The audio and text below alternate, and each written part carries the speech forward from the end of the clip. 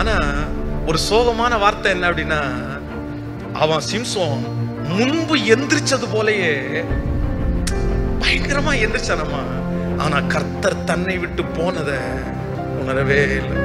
ஒரு பட்டணத்தினுடைய வாசலுடைய நிலை கதவை புடுங்கி தோல் மேல வச்சுட்டு நடந்து போன பராக்கிரமசாலி, நரிகளை பிடிச்சி வாளோடு வாள் சேர்த்து வச்சு கட்டி வேளாண்மையை அழிச்சு அவ்வளவு பெரிய பராக்கிரமசாலியா நின்னவன் இப்போ ஒண்ணுக்குமே பிரயோஜனமற்றவனா கை காலில் விலங்கு போட்டு கண்ணை புடுங்கி அவனை ஒன்றும் இல்லாம நிக்க வைக்கிறாங்க. இன்னைக்கு நீ என்ன அண்ணனை ஏத்துக்குவியோ பாஸ்டர்னு ஏத்துக்குவீங்களோ, ஏதோ எது உங்களுக்கு பிடிக்குமோ, ஆனா உங்களை நான் ரொம்ப நேசிக்கிறேன். எல்லாரும் மாதிரி உங்களை திட்டல, உங்களுக்கு டெம்டேஷன்ஸ் அதிகம் தான்.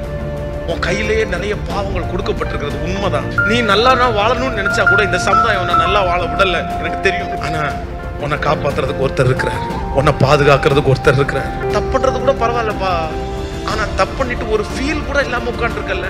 இப்ப நான் இந்த இடத்துல கண்ணை மூடி டேடி ஏசப்பா அப்படின்னு கூப்பிட்டா அடுத்த நிமிஷத்துல ஏசப்பா என் கூட இருக்கிறத நான் ஃபீல் பண்ண முடியுது. நல்லா ஃபீல் பண்ண முடியுதாப்பா? இதே நிலைமை உங்க வாழ்க்கையில நீடிச்சா நீங்க எங்க போய் நிப்பீங்க? கர்த்தர் உங்களை கைவிட்டதனுடைய அடையாளம் எது தெரியுமா? ஆண்டவர் வார்த்தை பேசும்போது, உனக்குன்னு பேசும்போது உன் காதுக்குள்ள போகாதது கர்த்தர் உன்னை கைவிட்டதுக்கு சமம். நான் கை தட்டும் போது பக்கத்துல இருக்கிற பார்த்து சொல்றான், ஏடா காது கிளியற மாதிரி தட்டுற, கொஞ்சம் மெதுவா தட்ட வேண்டியதானே. ஏன் கர்த்தருக்காக தட்டுவேன்னு சொன்னேன். நான் முழங்கால நிற்கும் போது எதுக்குடா இப்படி முழங்கால நிக்கிறேன், எதுக்குடா இப்படி கத்துற, ஆனா எதுக்குடா இப்படி கத்துற, எதுக்குடா இப்படி கை தட்டுறன்னு கேட்ட எவனுமே இன்னைக்கு என் பிக்சர்ல இல்லைங்க.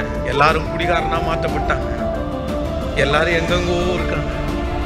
ஆனா அவங்க மத்தியில இருந்து நீ சொன்னாலும் கை தட்டுவடா, நீ சொன்னாலும் கத்துவண்டான்னு சொன்னா இன்னைக்கு உலகத்திற்கு தெரிகிற அளவுக்கு கத்தரை நான் கொண்டு போயிட்டு இருக்கிறேன்.